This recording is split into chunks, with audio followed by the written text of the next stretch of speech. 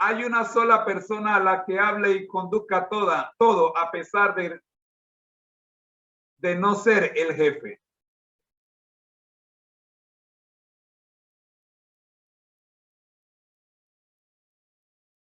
Según Génesis 3, 4 y 5,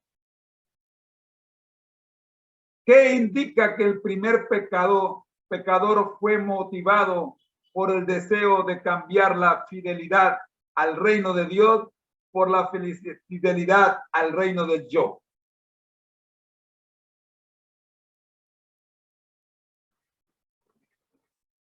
La serpiente le habló a Eva y la puso entre su voluntad y la voluntad de Dios.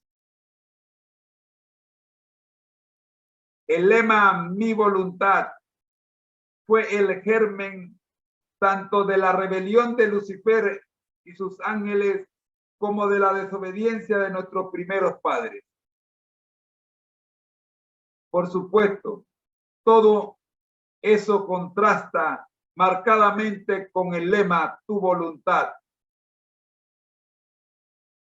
que sirvió de base para la vida de Jesús.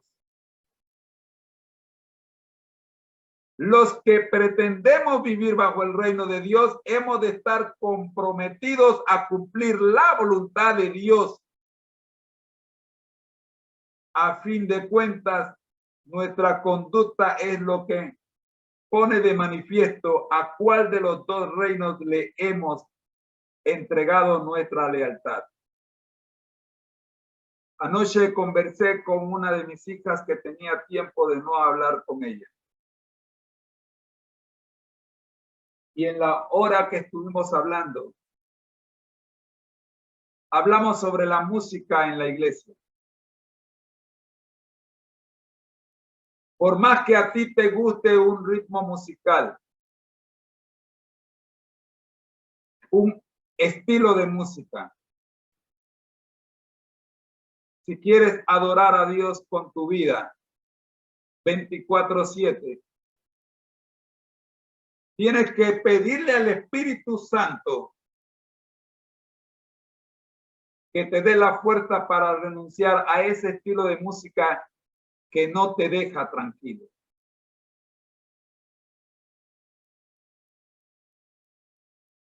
Tu cuerpo debe alabar a Dios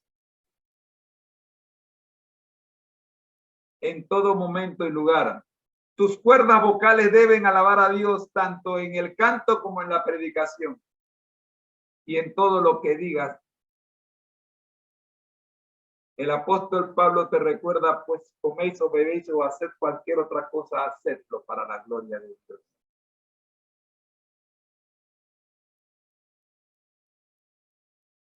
Hablemos un poquito sobre Jesús y el reino de Dios.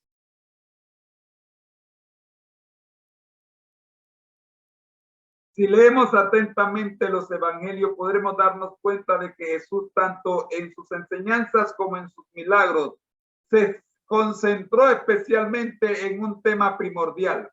¿Cuál fue ese tema? Mateo 4:17 y Lucas 8:1 nos ayudan a entenderlo. Se consideran como intercambiables la expresión "el reino de los cielos", que Mateo prefiere, y el reino de Dios, que usa Lucas. Quizás Mateo utiliza el concepto "el reino de los cielos" debido a que escribe que los judíos, para los judíos que están dispersos en el mundo romano,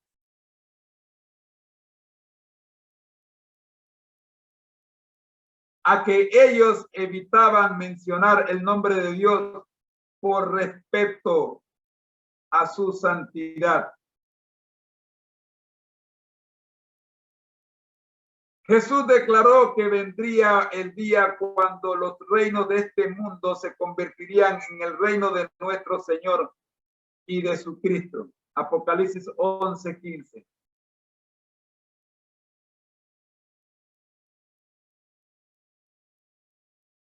Él tomó dicha verdad y la expresó de manera magistral en su memorable Mesías, Handel, el Mesías de Handel. Con la encarnación de Jesús, el reino de Dios llegó a nosotros. Para explicar ese nuevo significado, Jesús utilizó varias parábolas.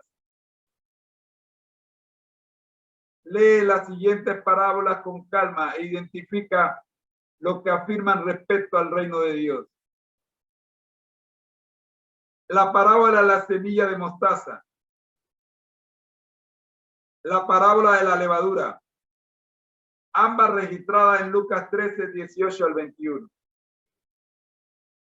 Luego la parábola del tesoro escondido y la parábola de la perla y el gran precio. Ambas registradas en Mateo 13, 44 y 45. Jesús usó estas expresiones para ilustrar las glorias del reino de Dios por el uso de los incidentes y los sucesos de la tierra. Consejo para los maestros, página 228. Jesús estableció una gran diferencia entre el reino de este mundo y su reino en una de las escenas finales de la vida en la tierra. Después de su arresto, ¿qué aspecto del reino de este mundo rechazó Jesús? Juan 18, 36. A lo largo de la historia de la humanidad, los grandes imperios se han valido del uso de la fuerza a fin de imponer su autoridad. En cambio, el reino de la gracia de Dios se está estableciendo a medida que ahora, día tras día, los corazones que estaban llenos de pecado y rebelión se someten a la soberanía de su amor. Así aparece en la matutina, así dijo Jesús. En el libro, así dijo Jesús, capítulo 5, página 167. Y para cerrar este repaso de la lección de escuela sabática para los nuevos creyentes, respondamos la pregunta: ¿reino o gobierno? Es más fácil creer en un futuro reino de Dios donde todo está perfecto que creer que existe una realidad inmediata relacionada con el reino de Dios instaurado por Jesús. Uno de los obstáculos que para no visualizar un reino presente es que por lo general pensamos en un territorio geográficamente delimitado una vez que se menciona la palabra reino. Nuestra idea del concepto reino de Dios será más acertada si la traducimos como gobierno de Dios. De manera que el énfasis se coloque en la acción de gobernar. La misión de Jesús consistió en destruir el gobierno del diablo, primera de Juan 3:8, y establecer el gobierno de Dios. Jesús llevó el reino de Dios a todo lugar donde fue, en toda ciudad, todo pueblo, toda aldea donde pasara. Imponía las manos a los afligidos y los sanaba. Obreros Evangélicos, página 41. Después que Jesús hubo instruido a sus discípulos, los envió a hacer la obra que él había estado realizando. ¿Qué les encargó Jesús a sus discípulos que le dijeran a la gente después que los hubieran aliviado de su dolencia física? Lucas 10:9. Como discípulos se nos ha encargado que llevemos el reino de Dios a toda persona y medio que se hallen bajo el dominio de Satanás. Se nos ha encargado ver las cosas que otros no ven, las cosas eternas.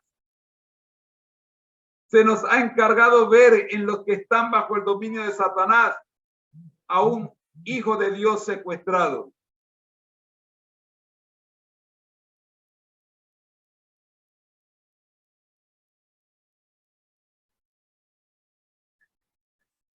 Estamos siguiendo a Jesús al establecer el reino de Dios cuando llevamos salud física y emocional a la gente. Cuando clamamos por justicia para los pobres, cuando alimentamos al hambriento. Y por ninguna razón esto implica que tenemos que salir con pancartas a la calle, a bloquear las calles y a cerrar las calles para que se haga justicia. Ese no es el método de Cristo. Si usted quiere alimentar al hambriento, no le pida al gobierno que lo haga, comience haciéndolo usted.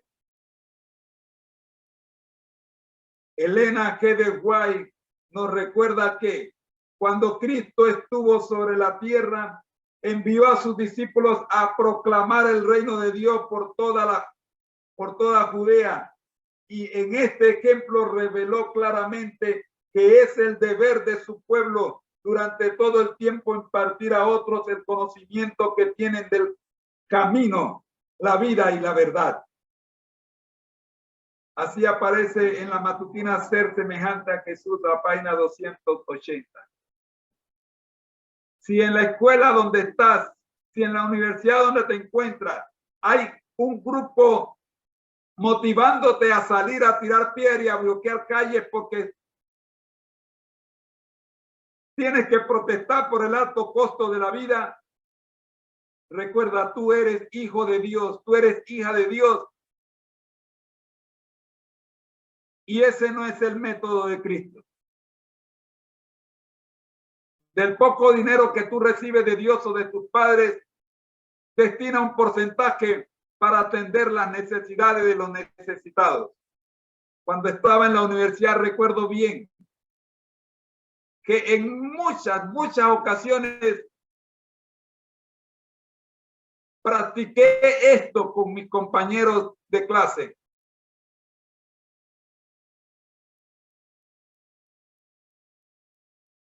Y ellos son testigos de que nunca estuvimos involucrados una vez que conocimos a Jesús en manifestaciones de protesta en la calle, pidiendo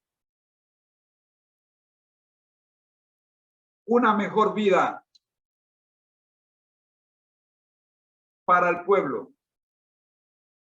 El cristiano sigue el método de Cristo, que es el que da resultado. Jesús dijo que debemos amar a los demás de la misma forma que nos amamos a nosotros mismos. Eso requiere que entendamos quiénes somos y cómo debemos amarnos. Dios necesita reinar en nuestras propias vidas. No puedo dar lo que no tengo. Si tú dices que amas a Dios, entonces demuéstralo amando a tu prójimo.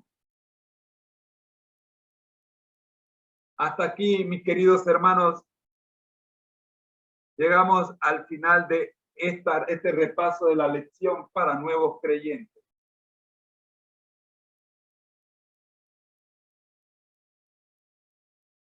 Nuestro Dios que estás en el cielo, gracias por habernos acompañado en este repaso de la lección para nuevos creyentes.